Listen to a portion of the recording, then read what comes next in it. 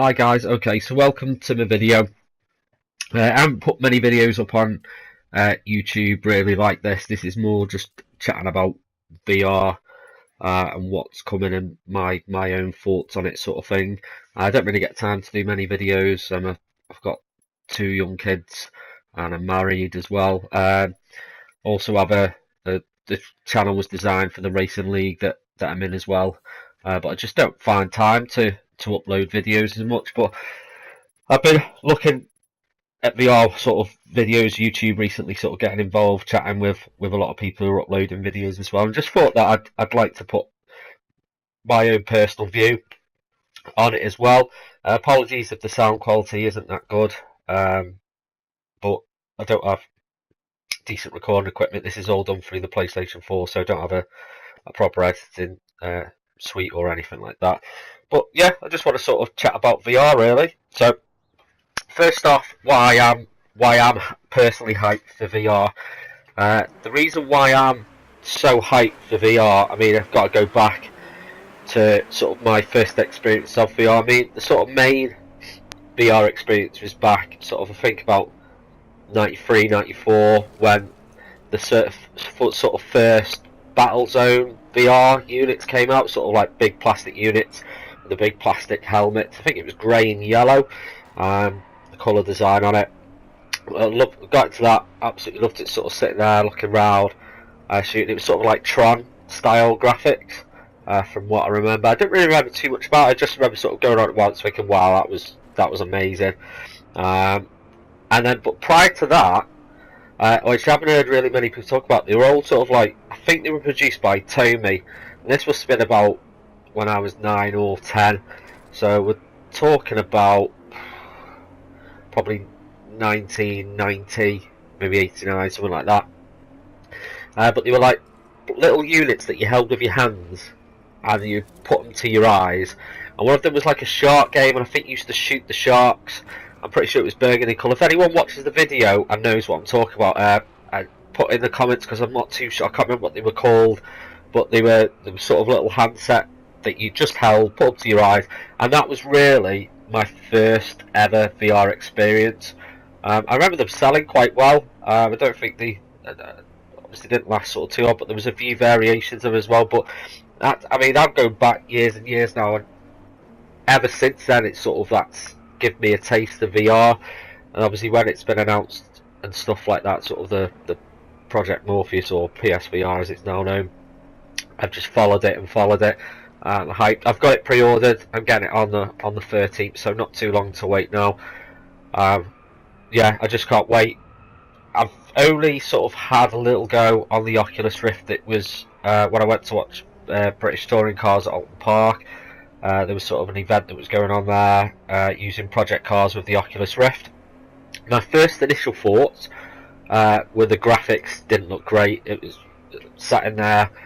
I was like, oh, this isn't good. After about 30 seconds though, that all changed. The immersion just took over.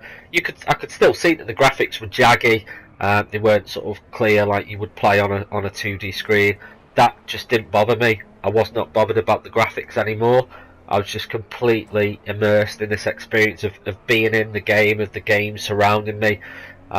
Whereas normally on a 2D screen, to look in the mirrors, your eyes will look left and right, whereas your head's turning, you're looking behind, you're looking over your shoulders like you're in a real car. I mean, that's just a car racing game on virtual reality. There's obviously other different types of genres that I'm looking forward to as well, but I'm massively more into the racing games. But yeah, that's been my experience with this wave of VR.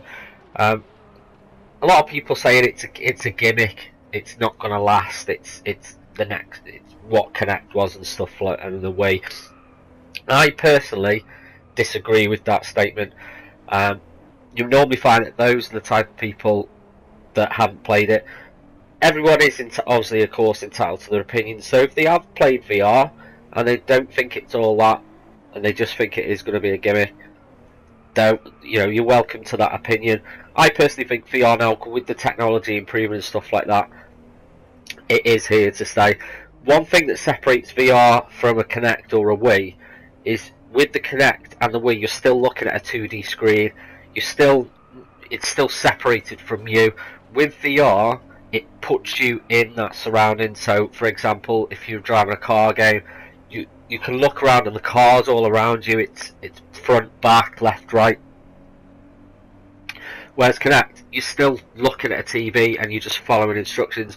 I think the Kinect could have been implemented in games a lot more with the voice command and stuff like that. I remember sort of PlayStation 3 had games, I think it was Tom Clancy's Total War or something like that, where you could command. It wasn't very good though, I never worked for me properly, but it would have been good to see some like real-time strategy war games using the Kinect where you could use the voice command. Maybe there was, I don't know. I never really followed the Xbox One or anything like that, so I don't know if there was anything like that.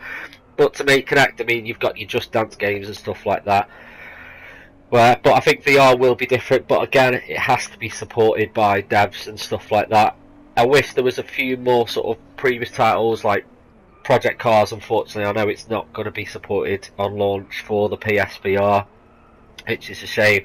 Driveclub, I know that's why I'm sort of playing the game now, sort of get back into the feel of that. I've got that pre-ordered, so I'll be looking forward to that. But I'm just looking forward to the other games as well.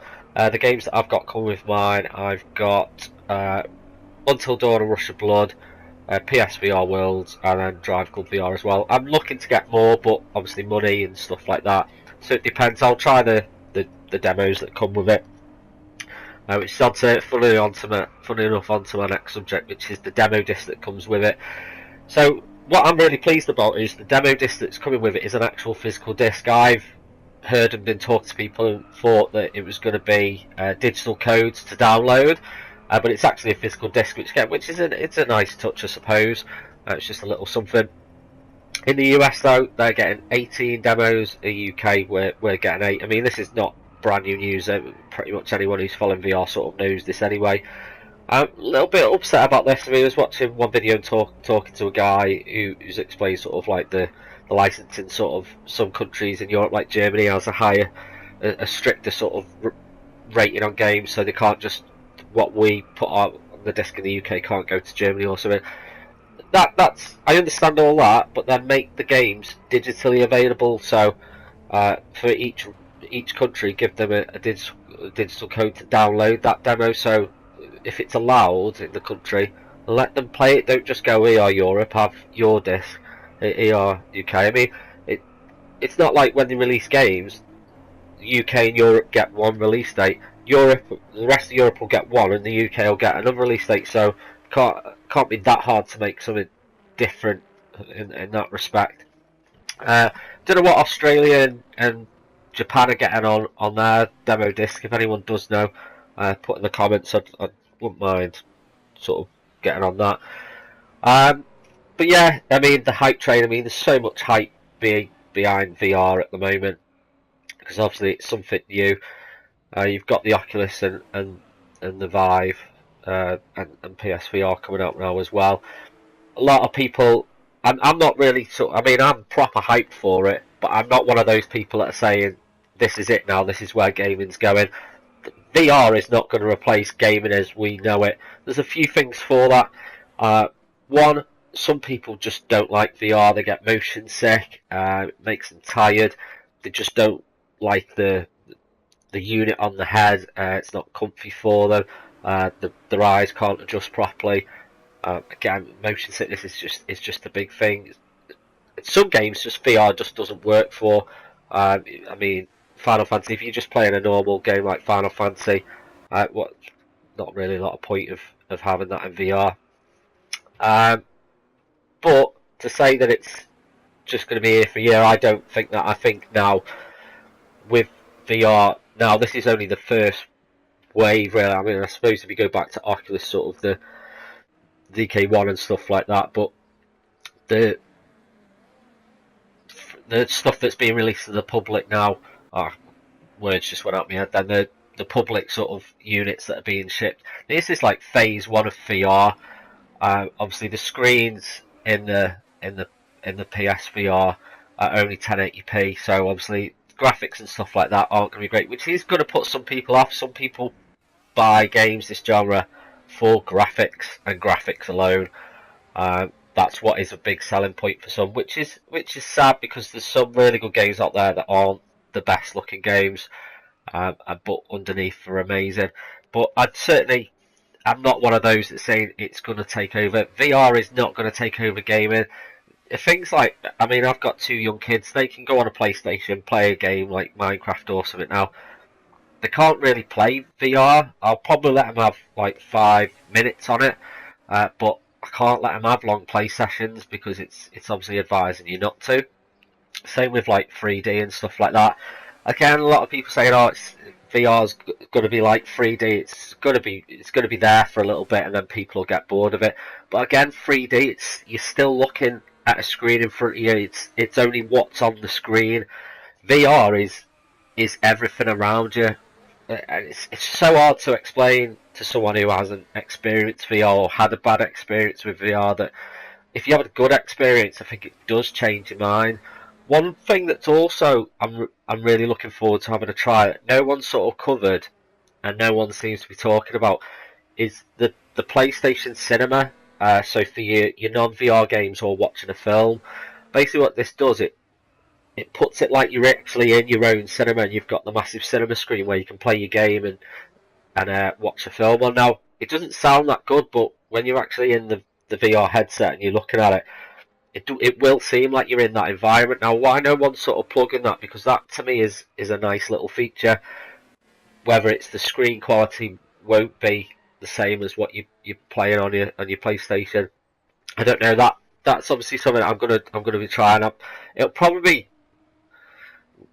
maybe it will. I was gonna say it'll probably be one of the first things to try. That's probably a lie. The first thing I'm gonna do is just throw on the demo disc, to be honest, because I'm really I don't know why I'm looking forward to playing Valkyrie. It's just a short demo, but it's just something I really like the look of, and something I really want to try. But yeah, I will try the cinema thing. I do think it's something that it just worries me that it's not being plugged or it's not being talked about by Sony. Whereas to me, that's a big selling point. I mean, how much would it cost to have a screen that size? But again, you've got to have the headset on it as well. Comparing the PSVR to the Oculus and the Vive, I think the only one really that you can compare it to is the Oculus, because the Vive itself is its own VR thing. The Vive is more. It's obviously you need the bigger area and stuff, but it's a full movement experience. Whereas the PSVR and the Oculus is a sit down experience. Obviously you can tilt and stuff like that, but you've got a couple of games like Farpoint where you stand up for it on the PSVR, but it's more of a stay still experience and use the controls to move yourself. To me, it all comes down to price. I think if I could afford an amazing PC, then I'd probably, I'd go for an Oculus or a Vive. I'd probably still go for the PSVR because it's the games that are coming out for it as well. There's not many sort of Oculus and Vive games that are getting as much attention as Sony, and obviously Sony have got the marketing for it and stuff as well, and they're pushing it because they've invested a lot in it, and they want it to work. They want this to sort of be the next big thing. I think it is. I think what they're doing is right. They've got a decent, different style of games coming out. I'd just like to see more AAA sort of developers getting on board. I'd like to see previous games getting patched. There's a few games that could do it. People are saying, the hardware just can't run it and stuff like that. I don't think that's the case. And graphically, no way they can't obviously run it. I'd be quite happy to dumb the graphics down and just have a game running in VR mode, for example, Project Cars, etc. Corsa. I'd like to see that, but see what it's up to the devs, isn't it, and working out if they can do it or not. The arguments between the PS4 Pro and the PS4, it will work on a PS4. You're going to get slightly better graphics on the PS4 Pro. That's it. But share your thoughts below. Let me know what you think. Thanks for watching.